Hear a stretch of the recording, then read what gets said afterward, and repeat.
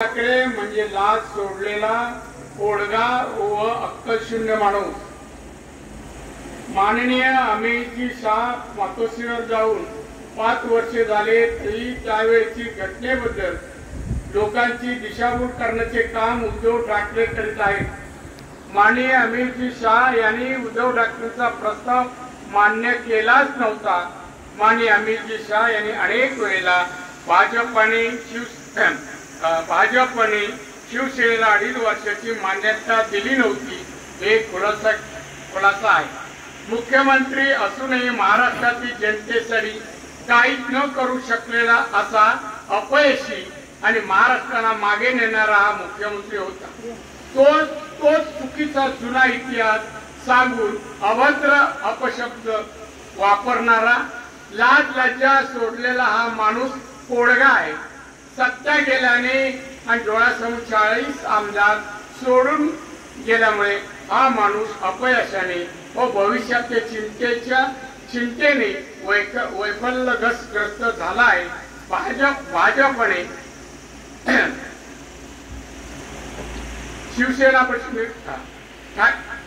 माननीय बाळासाहेब ठाकरे यांनी शिवसेना पक्ष निर्माण केला व देशभर पसरवला.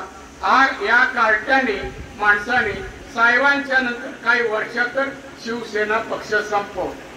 ते त्याला उत्तर देऊ नये, कारण आमच्या देवेंद्र बद्दल ज्या भाषेत बोलला ना त्याला हे उत्तर आहे. सहसा आम्ही देत नव्हतो, पण त्याचं कमी होत नाही. आता त्याला सांगता मी आता खासदारकी लढवतो, तू आता येतो इकडे ये आणि असे शब्द सिंधुदुर्गात बोलून दाखव. मग परत जायचा रस्ता कुठून जातो तुम्ही दाखव. हे नाही सांग. आमचे नेते माननीय मोदीजी असो, माननीय अमित शाह असो, देवेंद्र फडणवीस असो, आमचे नेते तुझ्यासारखं सगळं सोडलं नाही. 2.5 वर्ष मुख्यमंत्री 2 दिवस फक्त मंत्रालयात गेला. त्या कोकणाला काही दिलं नाही, एक योजना नाही, काय कामाचं.